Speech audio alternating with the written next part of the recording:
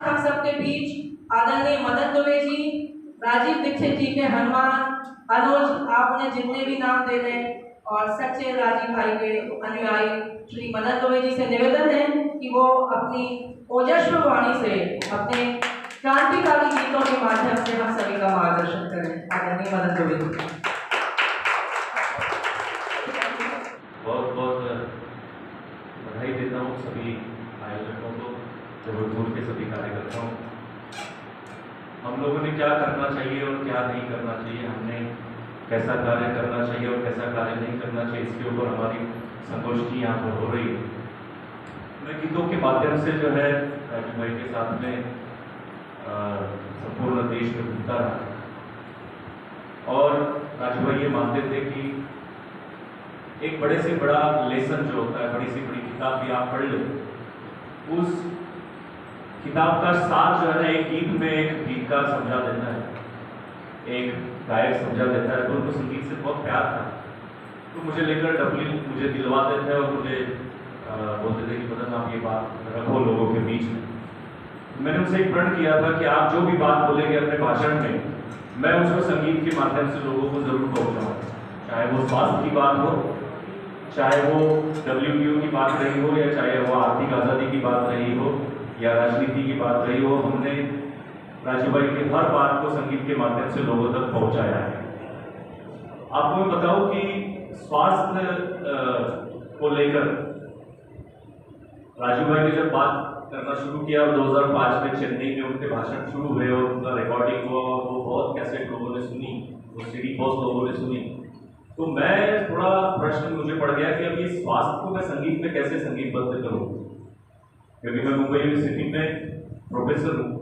राजीव भाई ने ही मुझे इस देश की लोक कलाओं को बचाने के लिए मुंबई भेजा था, उसके पहले मैं सेवाग्राम रहता था। तो मैंने उन सारे जितने भी राजीव भाई ने वाकपट जी के सूत्र बताए हैं, 7000 सूत्र, वो संस्कृत में थे। उन संस्कृत सूत्रों को मैंने दोहे के स्वरूप में लिख दिया, 7000 दोहे लिखे।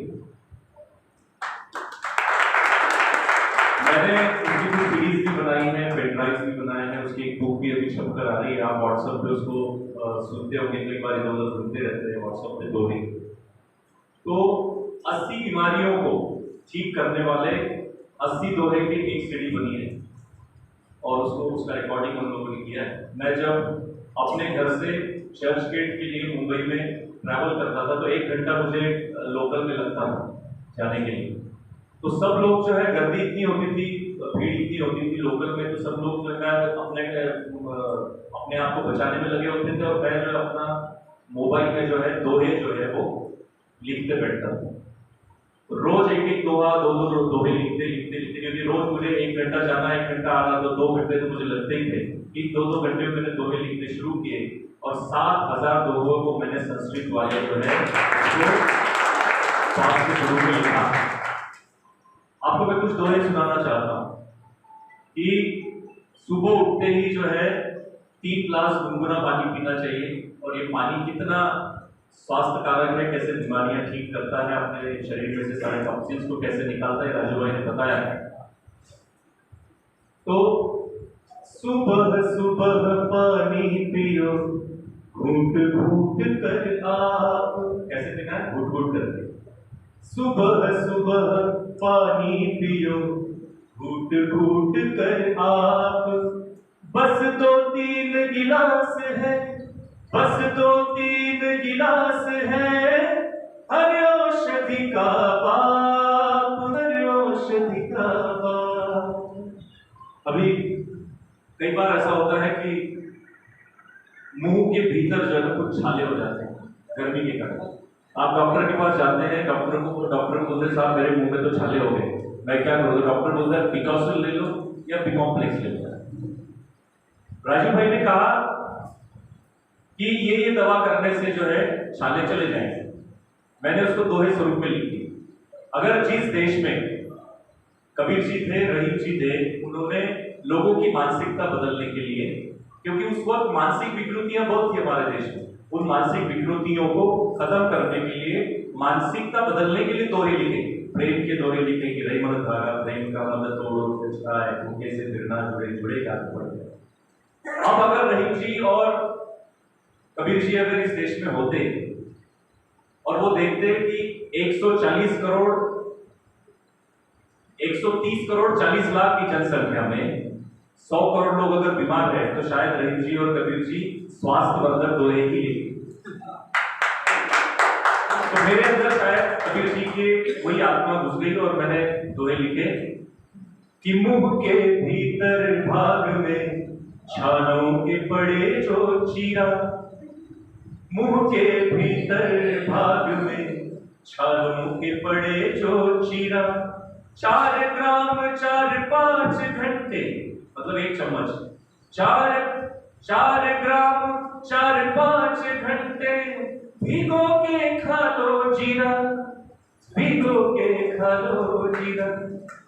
जीरा क्योंकि ठंडा होता है और पेट में गर्मी होती है, जीरा ठंडा करता है। 4-5 घंटे अगर आप 1 चम्मच जीरे को भिगा के रखेंगे और उसको चबा चबा कर खा लेंगे और वो पानी पी लेंगे तो आपका पेट जो है वो ठंडा हो जाएगा और आपके मुंह के छाले खत्म हो जाएंगे। रक्तचाप बढ़ जाता है मतलब हाई बीपी हो जाता है और भारत के लोगों का तो जल्दी हो जाता है।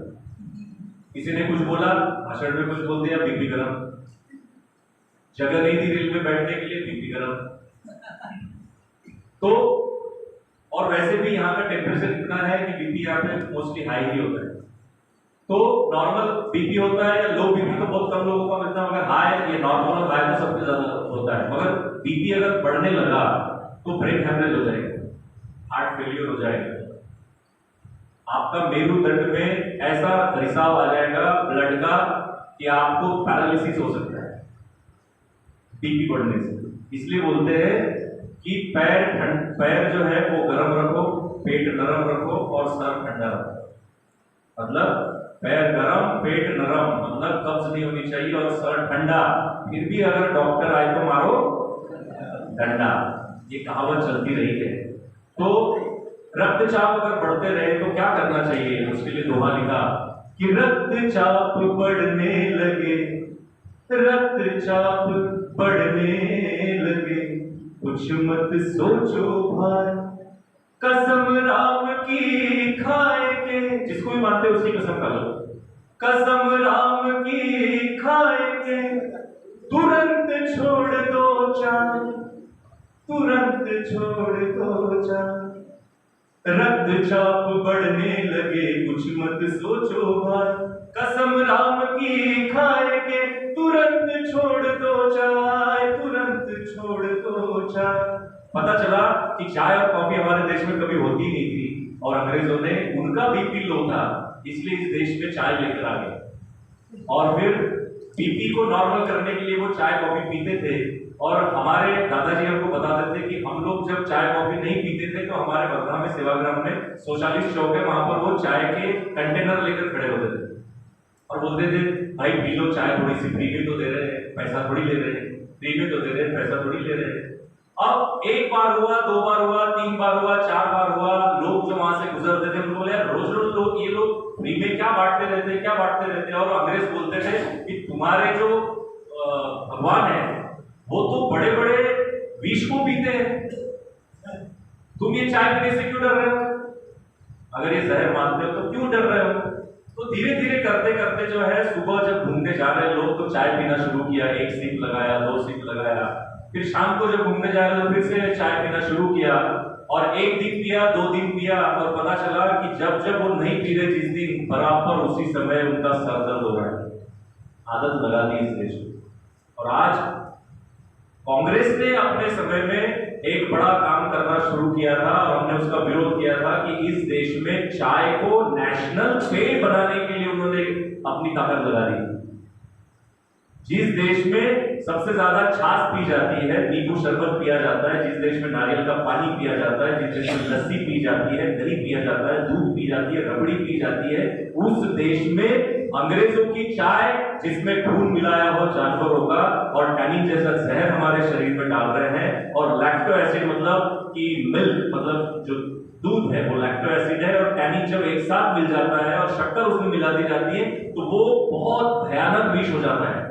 आपके शरीर को टॉक्सिनेटेड बनाने का और सबसे बड़ा काम अगर किसी ने किया तो इस देश में सबसे ज्यादा जो जिस पार्टी ने राज किया उन्होंने ही इस देश में टॉक्सिनेटेड बनाने का काम किया।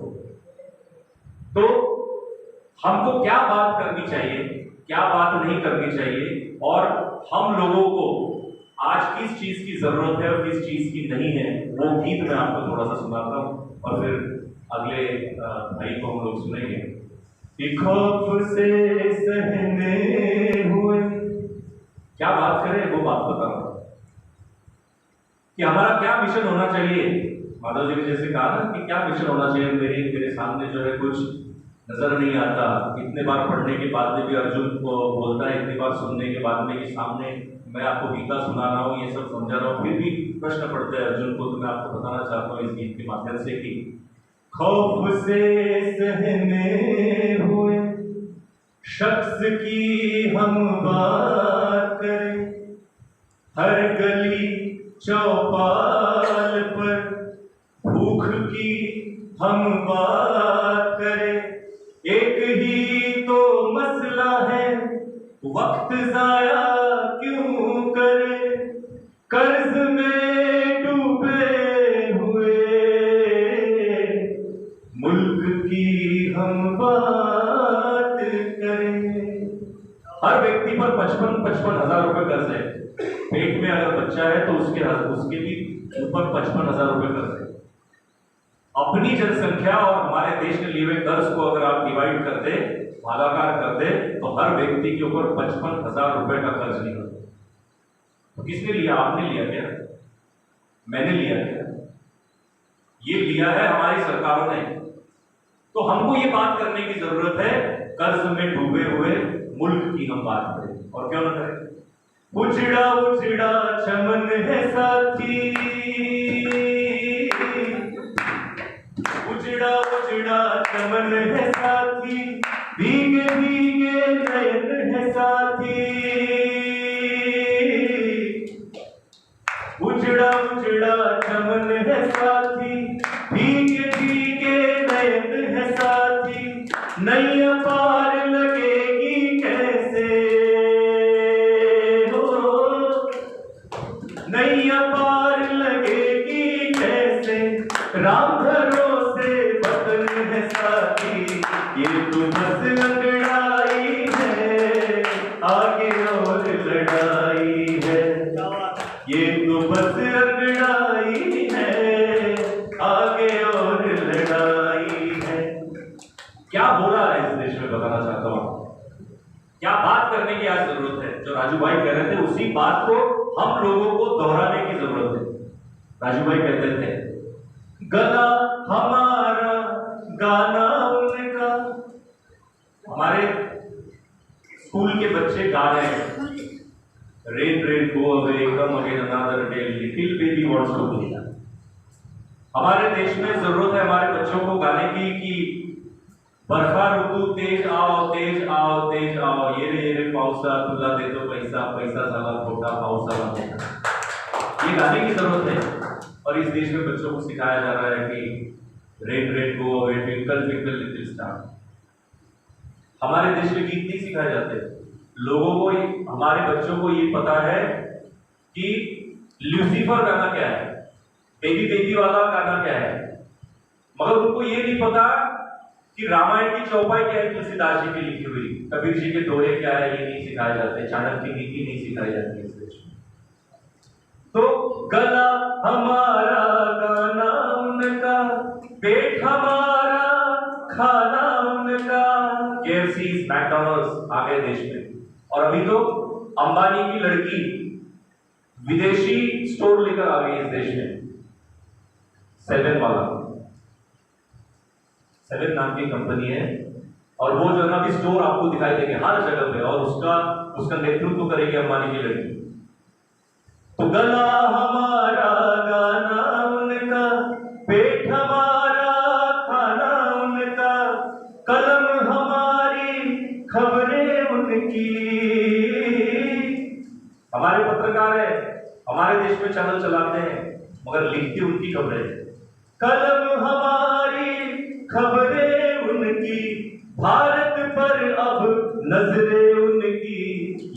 बस अंगड़ाई है, आगे और लड़ाई है। ये तो बस अंगड़ाई है। हो आज जो यहाँ पर उपस्थित हुए ये क्या है? ये तो बस अंगड़ाई है, आगे और लड़ाई है। ये तो बस अंगड़ाई है, आगे और लड़ाई है। बदन हमारा साबुन उनका, बदन हमारा साबुन उनका, बासमती और जामुन उनका। बासमती और जामुन पे भी पेटेंट ले लिया था हम लोगों ने। बदन हमारा साबुन उनका, बासमती और जामुन उनका। खेल हमारे, खेत हमारे, फसलें उनकी। खेत हमारे, फसलें उनकी, कॉन्वेंट में नस्लें उनकी। ये तो बस अंगड़ाई है, आगे और लड़ाई है। ये तो बस अंगड़ाई है, आगे और लड़ाई है। तो आप घर जाके जब अपने साथियों को बताएंगे कि क्यों कहते हैं, तो आप ये जरूर बताना किसी पकड़ाई लेने गया था। देश हमारा, नेता उनका, सब एजेंट बैठे हुए देश को बेचने के लिए। देश हमारा, नेता उनका, अफसर और अभिनेता उनका। अभी जो एक ऐड आई और उस ऐड पे लिखा था कि भैया दिवाली आने वाली है, रास्ता जो है ना वो पटाखे फोड़ने के लिए नहीं है। जब हमारे देश में हमारे देश के त्योहार मनाने और त्योहार आते हैं, तभी उनको याद आता है कि रास्ता जो है वो पटाखे फोड़ने के लिए नहीं है। मगर जब आप दिन रात जो है रास्ते पर कहीं पर भी खड़े होकर नमाज अदा करते हो, जोर जोर से चिल्लाते हो, तब आपको समझ में नहीं आता कि रास्ता आपका नहीं। देश हमारा, नेता उनका, अफसर और अभिनेता उनका। सड़क हमारी, कारें उनकी। सड़क हमारी, कारें उनकी, संसद में सरकारें उनकी।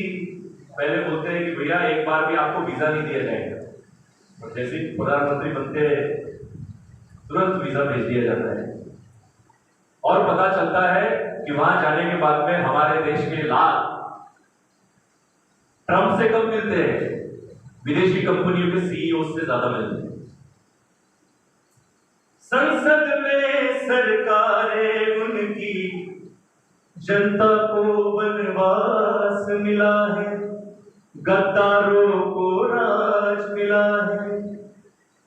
रोटी महंगी सस्ती कारें, रोटी महंगी सस्ती कारें। ये कैसा स्वराज मिला है, ये कैसा स्वराज मिला है। हंस हंस कर फोटो खिंचवाए, हमको आपस में लड़वाए। भीख मांग कर देश चलाए, फिर भी ये झंडा फहराए, फिर भी ये झंडा फहराए। ढोल नगाड़ा गाजा बाजा, गूंगी जनता बहरा राजा। ढोल नगाड़ा गाजा बाजा, गूंगी जनता बहरा राजा। भूखी है आधी आबादी, भूखी है आधी आबादी, कहे इसे कैसे आजादी। ये तो बस अंगड़ाई है, आगे और लड़ाई है। ये तो बस अंगड़ाई है, हो ये तो बस अंगड़ाई है, आगे और लड़ाई है। ये तो बस अंगड़ाई है, आगे और लड़ाई है। दोस्तों, देश भर में घूम घूम कर हम लोग एक कार्यक्रम करते हैं, उसका नाम है इंडिया से भारत की ओर।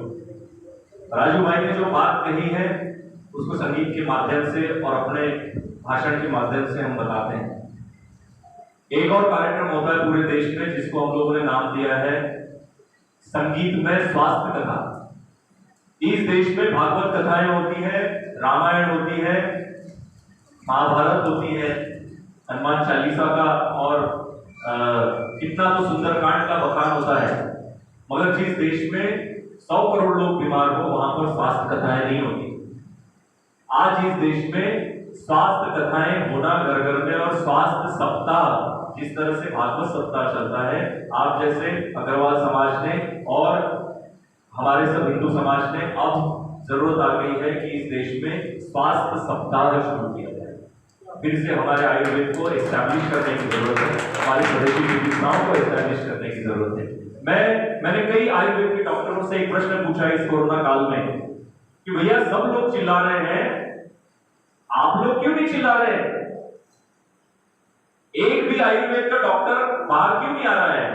तो पता चला कि भारत सरकार ने आयुर्वेद के डॉक्टरों को कहा है कि आप भी एलोपैथी की ट्रीटमेंट करो, आपको हमने परमिशन दी है, आपको जो है ना हम उसका प्रिस्क्रिप्शन लिखने की परमिशन देते हैं एलोपैथी की आयुर्वेद वालों, मगर आप आवाज उठाओगे तो आपका वो प्रिस्क्रिप्शन लिखने का अधिकार हम छीन लेंगे। इसलिए कोरोना काल में एक भी आयुर्वेद के डॉक्टरों ने आगे आकर अपनी आवाज नहीं उठाई। तो कैसे बचेगा इस देश में आयुर्वेद? अब मुझे डर लगता है कि मैं किसी आयुर्वेद के व्यक्ति के पास जाऊं या ना जाऊं।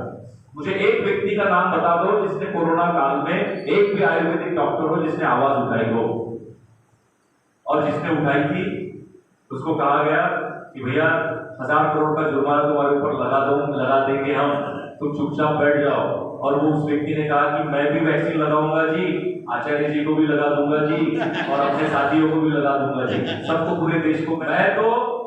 मैं वैक्सीन का विरोधक नहीं हूं, मैं सबको लगवाऊंगा वैक्सीन, और मैं उसका कोई विरोधक नहीं हूं। तो फिर आप आयुर्वेद का प्रतिनिधित्व कर क्यों रहे?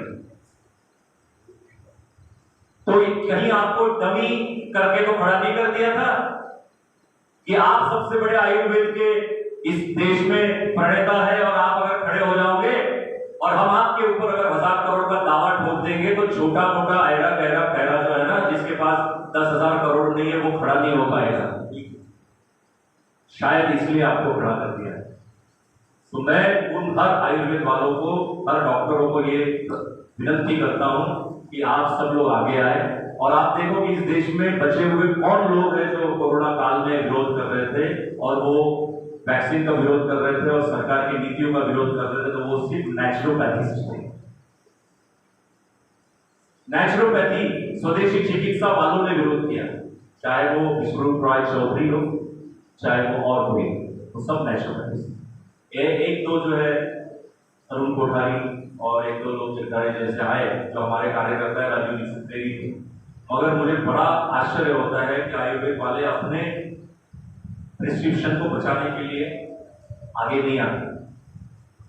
तो जरूरत है जागने की, और हर बात चाहे वो बड़ा हो या कोई भी हो, किसी के भी सामने कहने की हिम्मत रखने वाला वो सिर्फ राजू दीक्षित का, राजू वाली ही हो सकता है, और कोई नहीं। तो मैं अगले साथियों को जिनको भी बारी है, मैं मंच सौंपता हूं अपने जितेंद्र भाई को, और फिर आपसे रूबरू होगा आगे से। धन्यवाद। बहुत बहुत धन्यवाद मदन जी, आपने संगीत के माध्यम से अपने आप में कबीर और रहीम को उतार कर स्वास्थ्य के बारे में हम लोगों को बताया, और वो 7,000 जो आपके सूत्र हैं उन्हें हम जरूर हिंदी में पढ़ना चाहेंगे, दोनों को सुनना चाहेंगे, और मुझे उम्मीद है कि वो पेन ड्राइव या यूट्यूब पे जो भी होगा तो हमारे सभी साथी उसको सर्च करेंगे। आयुर्वेदिक दोहे नाम से यूट्यूब पर आपको सर्च करेंगे तो मिल जाएंगे, मदन दुबे जी की आवाज़ में है। उन्हें ढूंढे, सुने और ज़्यादा से ज़्यादा लोगों तक उन सूत्रों को पहुँचाएं, क्योंकि आज हमें बहुत बड़ी आवश्यकता है स्वास्थ्य को देखने की। राजीव भाई ने भी अपने जो उनका दूसरा चरण था उसमें स्वास्थ्य को प्रमुखता से लिया अपने आंदोलनों में, अपने कार्यक्रमों में। तो आज स्वास्थ्य, जहाँ 80 से 90% लोग बीमार हैं, किसी न किसी बीमारी से ग्रसित हैं, तो स्वास्थ्य को लेकर हमें एक विषय, हमारा बहुत महत्वपूर्ण विषय है, इसको लेकर हमें आगे चलना होगा।